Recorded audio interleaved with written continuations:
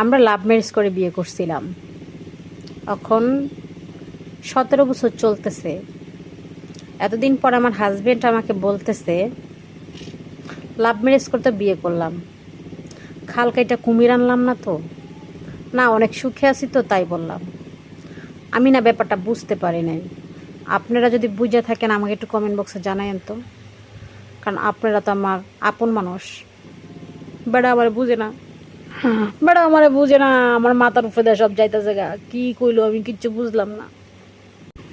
পানিতে না নামলে সাঁতার শেখা যায় না, আগুন ছাড়া রান্না করা যায় না, বিপদে না পড়লে আপন মানুষ চেনা যায় না, অভাবে না পড়লে টাকা চেনা যায় না।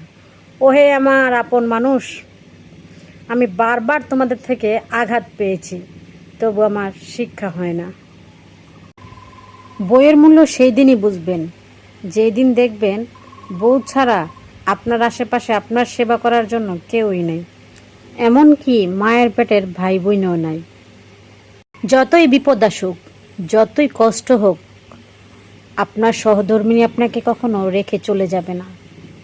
স্বার্থে আঘাত লাগলে আপনার ভাই বোন রং পাল্টাতে সময় লাগবে না। ছেলে গো মনে কত কষ্ট। আমরা মেয়েরা যদি কালো হই না, আমাদেরকে কালো বলে না। Black chocolate, black coffee, black diamond.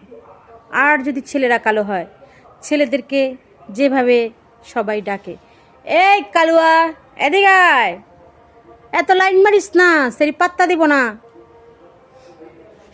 শখের বেড়ারে কইতাছি, আমি সারা জানো তোমার কোনো বেডি বিয়া করতে রাজি নাও হয়। আমি শ্বশুর বাড়িতে যদি আপনার শ্বশুর শাশুড়ি অসুস্থ হয়, তাদের সেবা করার জন্য আপনাকেই দরকার, তাদেরকে সুস্থ করে তোলার জন্য আপনাকেই দরকার। কিন্তু বাড়ির বউ যখন অসুস্থ হয়, তখন মেয়ের বাবা মা মেয়েকে সেবা করবে, সুস্থ করবে, এটাই নাকি নিয়ম।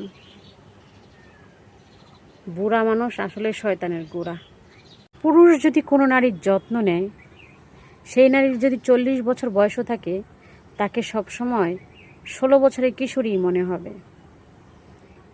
আর অযত্নে 16 বছরের কিশোরীকেও বুড়ির মতোই লাগবে।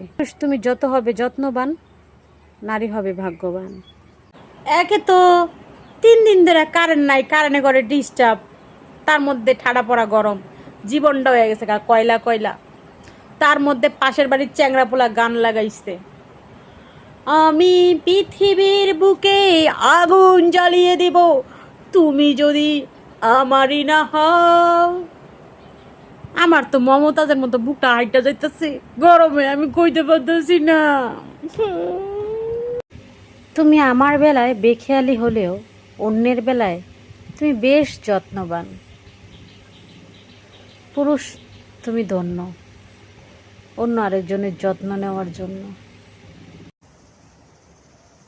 সন্তানকে আঁচলে বেঁধে রাখার জন্য হাজারো মায়ের মিথ্যে বায়না।